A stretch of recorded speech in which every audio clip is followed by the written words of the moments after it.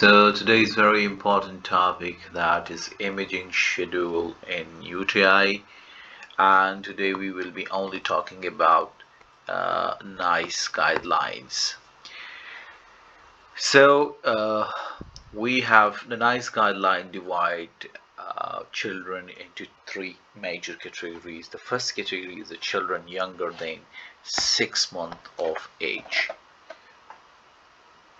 Now, they say that if there is a typical infection or a UTI that responds well within 48 hours to treatment, so they recommend only uh, ultrasound KUB and 6 week time. So they say don't need to do ultrasound KUB in acute infection, only in 6 weeks time, and MCUG will be done if this ultrasound is abnormal.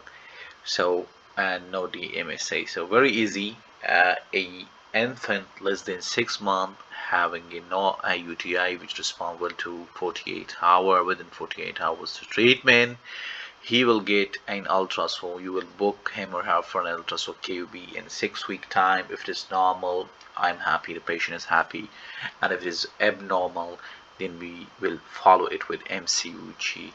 Uh, okay, the second category in the same age group is an atypical UTI, and I will talk about the definition of atypical UTI and recurrent UTI later in this video.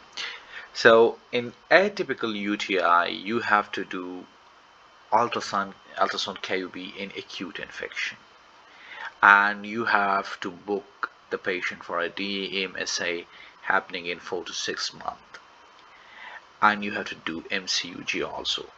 In a young infant, you have to do ultrasound KUB in acute infection within 4 to 6 months, then you have to do DMSA and MCUG.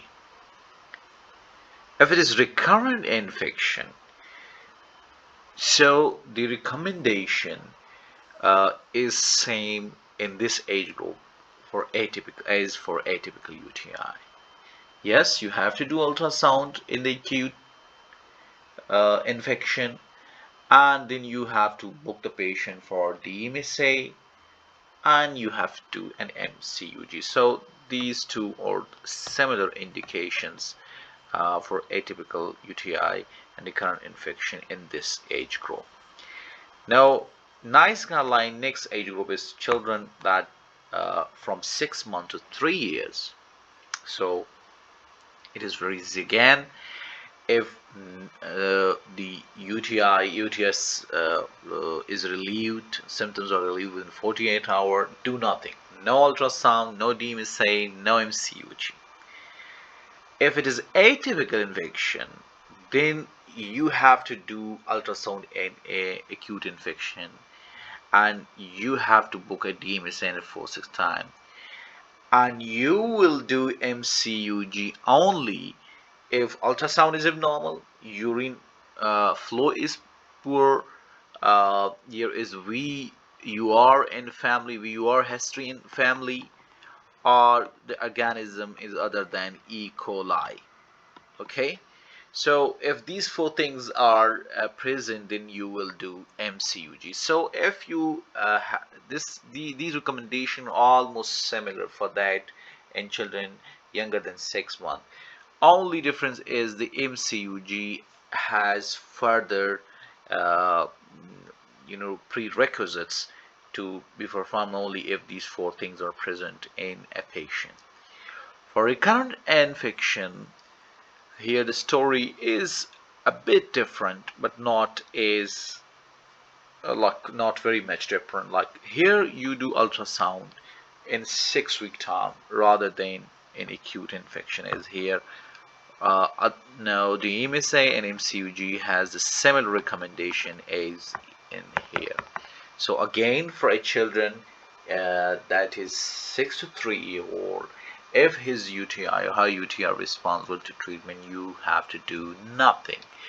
If this is an atypical UTI, then you do ultrasound in acute setting, you book a DMSS scan, and you only do MCUG if four things are there. Number one, that is an abnormal ultrasound.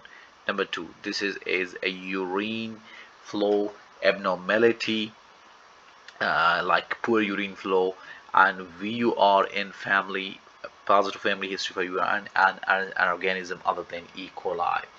In recurrent infection, you have to do ultrasound in 6 weeks time, not in acute infection, and DMSA 4 to 6 months, and MCUG in atypical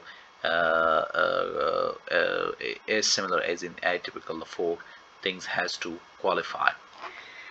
The third age group in NICE guideline is children with who are older than 3 years. So again, if typical and infection and it responds well to treatment, you have to do nothing.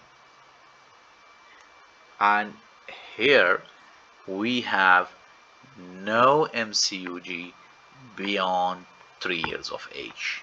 No MCUG for our patient beyond 3 years of age. While these two recommendations for atypical and these two indication for recurrent infection in age group greater than 3 years are similar to that of in age group 6 months to 3 years. So here ultrasound in acute, here ultrasound in 6 weeks time, DMS in 4 to 6 months, yes, DMS in 4 to 6 months. So this is a very similar. This I think instead of table, yes, there is a good table available. I have divided like if you in a practical setting. So the first question you ask yourself, is this a typical infection as it responded to treatment within 48 hours?